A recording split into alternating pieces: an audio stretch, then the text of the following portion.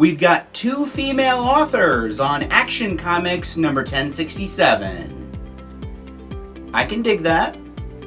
So yeah, the Superman Superstars initiative is back on at Action Comics.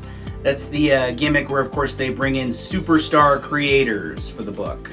I guess they took a break from it for a few months to tell the big Brainiac crossover story. Gail Simone, who is indeed a superstar in the world of comics, is on our main story here and tells us a tale from early in Superman's career. The story's okay. It's about aliens coming to Earth. Quite frankly, it's Eddy Barrows, our penciler, who kind of steals the show for me. I actually met Eddy Barrows at a convention one year, and he told me that Superman was his favorite, so I was kind of happy when I heard that he was on this book. It's also a really cool detail that Superman is wearing his old school black and red insignia as opposed to the red and yellow one. Whoever came up with that, that's a nice detail.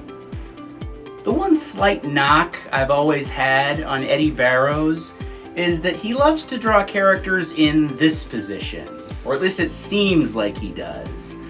I call it the Eddy Barrows split. It doesn't really make any sense. I'm hoping we don't see it later on in this story. We don't see it in this issue, thankfully. From a writing standpoint, I was actually partial to the backup story in this issue by Rowell, who is, of course, a famous author in her own right and has been working on She-Hulk over at Marvel. The story focuses on Clark Kent and Lois Lane, who are, of course, married, working together at the Daily Planet, and Lois is, right now, the editor-in-chief of the paper, and she hands down an edict to Clark Kent that he does not like. Could you work with your wife or your significant other? I don't think that I could. I mean, there's the you that you are at home, and then there's the you that you are at work, right? I don't think that my wife would like the me that I am at work. Oddly enough, it's kind of like a Clark Kent Superman type dynamic. At least for some people. There's a big-ass 80-ton warship falling out of the sky when we open up Action Comics number 1068, and naturally Superman has to stop it. What, did you think he was going to ignore it? So yeah, that was the big cliffhanger at the end of last issue that serves as the opener to this issue. This giant boat falling down toward Metropolis and Superman rushing to stop it.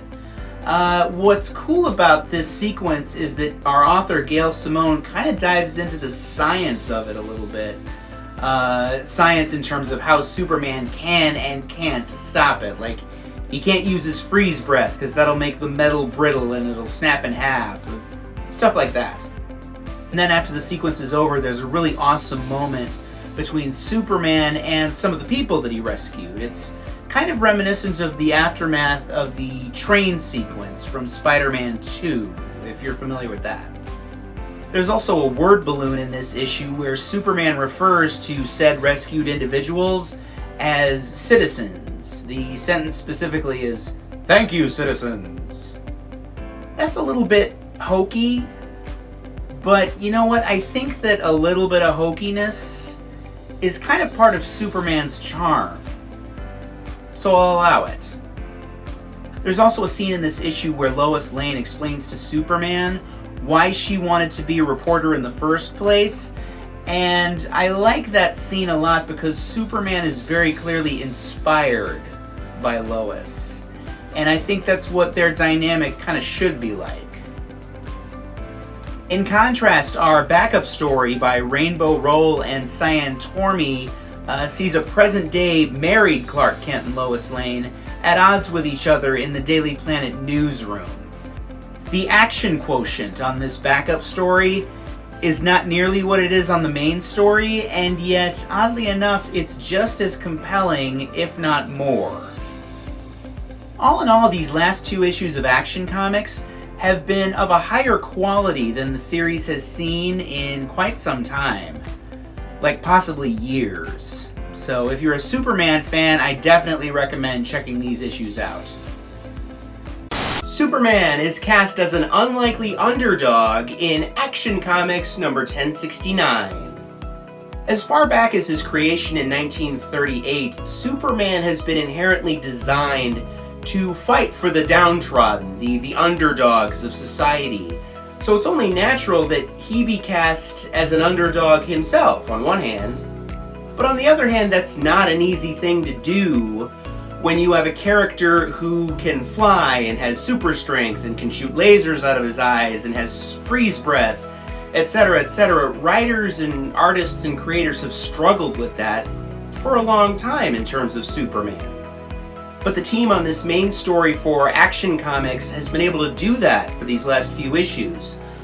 They essentially have Superman run the gauntlet in like a gladiatorial arena against alien invaders.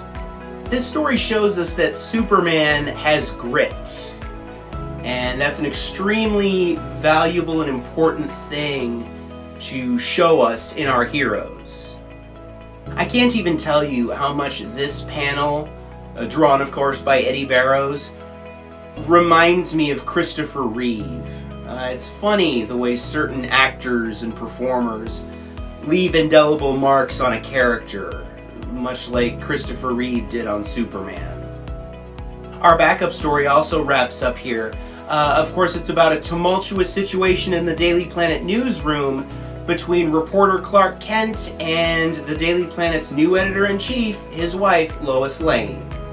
It basically wraps up with a big conversation between Superman and Lois Lane, which is not always the kind of resolution you want in a Superman story, but for this one, I think it works. I mean, I'm not sure how else you would do it. The covers that Eddy Barrows has contributed for these last few issues of Action Comics have also been great. I especially like the one he gives us here.